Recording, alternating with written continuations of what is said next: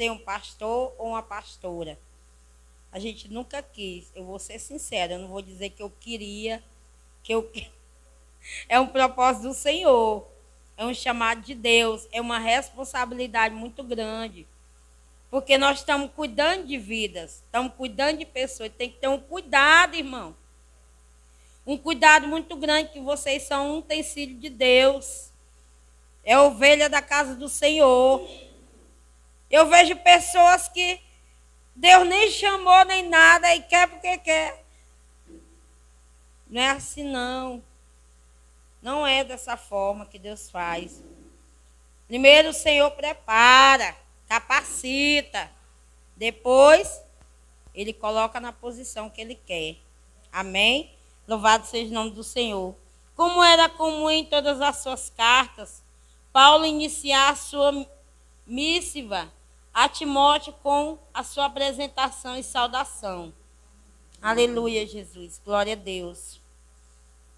Aleluia, Senhor. Os Efésios. É possível afirmar que ele tenha iniciado como cooperador de Paulo. Ó, irmã, com 20 anos. Com menos de 20 anos que ele iniciou. Aos 18 anos, 17 anos, com menos de 20 anos, né? Ele começou a ser cooperador de Paulo, com menos de 20 anos de idade. Foi assim, tão jovem, que ele acompanhou fielmente o apóstolo na sua segunda e terceira viagem missionária. E logo alcançou a confiança para missões de alta relevância espiritual, como quando designado para servir nas igrejas em Tessalônicas, Corintos e Colossenses e Filipos, por ocasião do primeiro aprisionamento de Paulo em Roma. Lá estava Timóteo, o apóstolo, citar-o em 3 das 4 cartas da prisão. Colossenses 1, capítulo 1, versículo 1, Filipenses, capítulo 1, versículo 1. E Filemon, capítulo 1, solto leva consigo na sua carta. Última viagem missionária, quando roga para que fique servindo na igreja em Éfeso. Amém? Glória a Deus. Então, igreja do Senhor, ele começou a acompanhar Paulo menos de 20 anos, quando ele era bem jovem. Ele começou a acompanhar Paulo.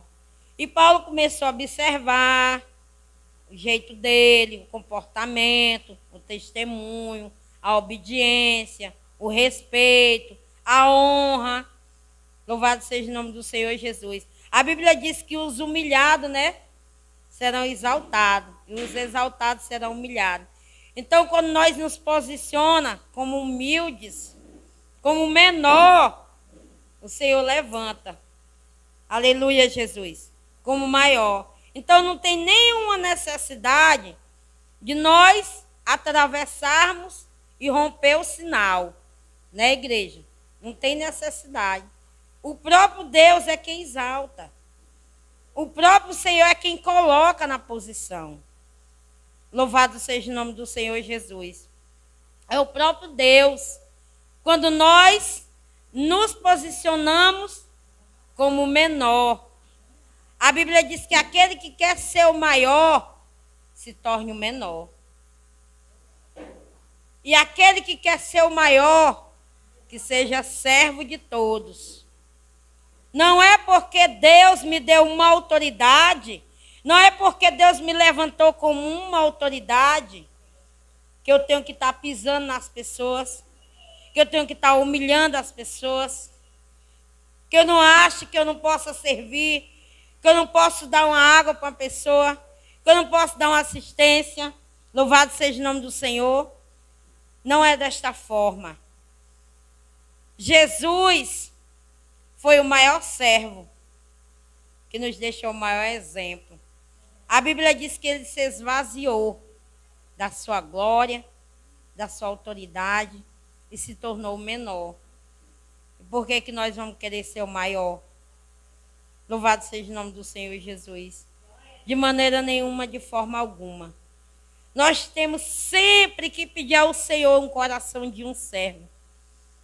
Sempre pedir ao Senhor, Senhor, como João sempre falava, né? Importa que o Senhor cresça e que eu diminua. Que nós diminua diante do Senhor. Sempre. Sempre venhamos diminuir. Sempre venhamos ser humildes, servir. É bom servir. É bom ser servo. Aleluia, Jesus. É bom nós sermos servos. Porque quando nós somos servos, nós se tornamos maior para o Senhor. Nós se tornamos os maiores. Louvado seja o nome do Senhor Jesus. Amém, igreja? Então, o próprio Deus exaltou aquele jovem. O próprio Senhor exaltou ele. Talvez ele nem imaginava, não passava pela cabeça dele, que um dia ele iria se tornar um pastor, um líder da igreja. Aleluia, Jesus. Mas Paulo observou naquele jovem o cuidado que ele estava tendo ali de servir ele, de ajudar ele, de auxiliar ele. Louvado seja o nome do Senhor. É o que muitos estão precisando hoje na igreja. Aleluia, Jesus. Não é necessário que nós venhamos ser mandados. Não é necessário que nós venhamos ser oprimidos. Aleluia. Para fazer algo, para servir, não. Mas é necessário que nós venhamos ter a boa vontade de ajudar. A boa vontade de cuidar. A boa vontade de servir. Aleluia, Jesus. Assim como Timóteo teve a boa vontade. Teve a boa vontade de servir. De ajudar, de cuidar. E Paulo olhou para ele e disse, não, esse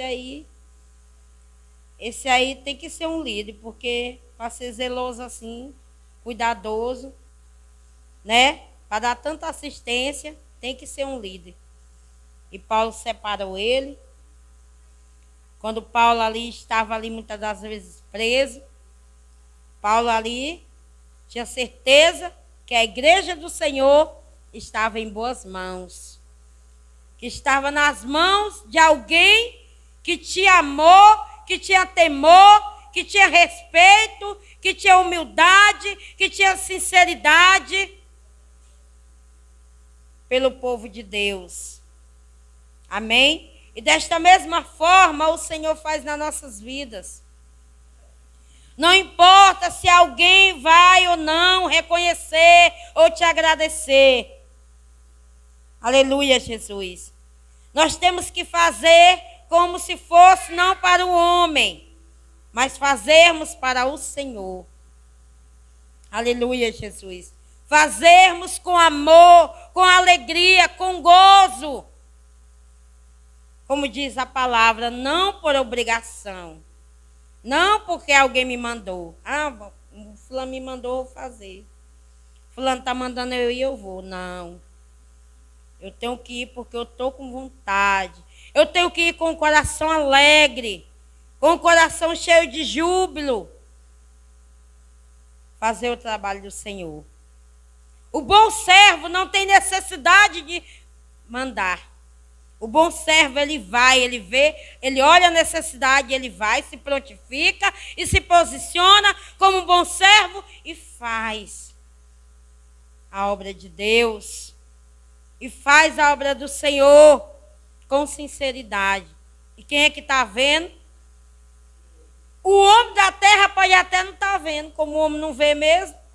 Porque o homem, por mais que você faça, ele nunca vai enxergar o que você faz. Porque isso já vem da natureza do homem. Nós não podemos mudar. Já vem da natureza humana. Mas Deus não, Deus é diferente. Você faz, você se esforça e o Senhor vê. O Senhor está lá no céu assistindo cada passo, cada atitude, cada comportamento. E quem faz, quem dá a recompensa é o próprio Senhor. Ele olha lá de cima e ele vê. Olha o jeito da minha serva. Olha o meu servo, como ele se comporta, como ele se preocupa, como ele se posiciona em cuidar da minha obra, em cuidar das minhas ovelhas, em dar assistência, em visitar, observar a necessidade. Olha como ele se preocupa. Aí o que o Senhor vai fazer? Meu servo, não te preocupa com os teus interesses. Não te preocupa com os teus problemas. Porque eu vou tratar de cuidar de todos eles, de resolver todos eles. Aleluia, Jesus. Como está escrito na palavra, que o Senhor diz,